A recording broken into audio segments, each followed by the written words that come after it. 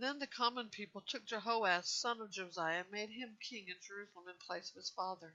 Jehoaz was 23 years old when he became king, and reigned 3 months in Jerusalem. The king of Egypt deposed him in Jerusalem and fined the land 7,500 pounds of silver and 75 pounds of gold. Then Necho, king of Egypt, made Jehoaz's brother Eliakim king over Judah and Jerusalem, and changed Eliakim's name to Jehoiakim.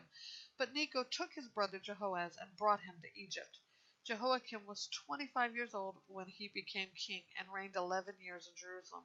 He did what was evil in the sight of the Lord his God. Now Nebuchadnezzar, king of Babylon, attacked him and bound him in bronze shackles to take him to Babylon. Also Nebuchadnezzar took some of the utensils of the Lord's temple to Babylon and put them in his temple in Babylon. The rest of the deeds of Jehoiakim, the detestable things he did, and what was found against him, are written in the book of Israel's kings. His son Jehoiachin became king in his place. Jehoiachin was 18 years old when he became king, and reigned 3 months and 10 days in Jerusalem. He did what was evil in the Lord's sight.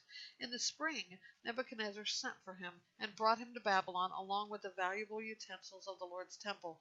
Then he made Jehoiachin's brother Zedekiah king over Judah and Jerusalem. Zedekiah was 21 years old when he became king, and reigned 11 years in Jerusalem. He did what was evil in the sight of the Lord his God, and did not humble himself before Jeremiah the prophet at the Lord's command. He also rebelled against King Nebuchadnezzar, who made him swear allegiance by God. He became obstinate and hardened his heart against returning to Yahweh, the God of Israel. And all the leaders of the priests and the people multiplied their unfaithful deeds, imitating all the detestable practices of the nations, and they defiled the Lord's temple that he had consecrated in Jerusalem. But Yahweh, the God of their ancestors, sent word against them by the hand of his messengers, sending them time and time again, for he had compassion on his people and his dwelling place. But they kept ridiculing God's messengers, despising his words and scoffing at his prophets, until the Lord's wrath was so stirred up against his people that there was no remedy.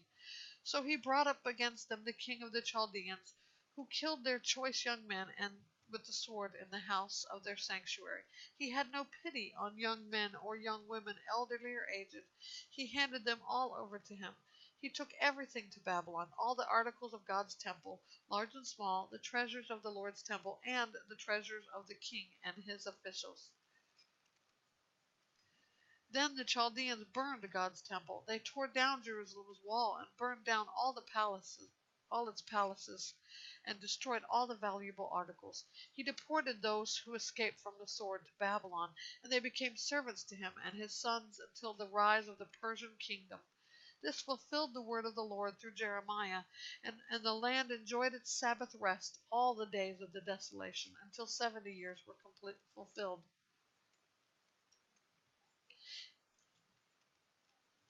In the first year of Cyrus, king of Persia, the word of the Lord spoken through Jeremiah was fulfilled.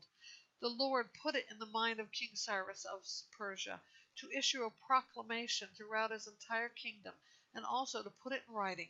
This is what King Cyrus of Persia says: "The Lord, the God of heaven, has given me all the kingdoms of the earth, and has appointed me to build him a temple at Jerusalem in Judah. Whoever among you of his people may go up, and may the Lord his God be with him."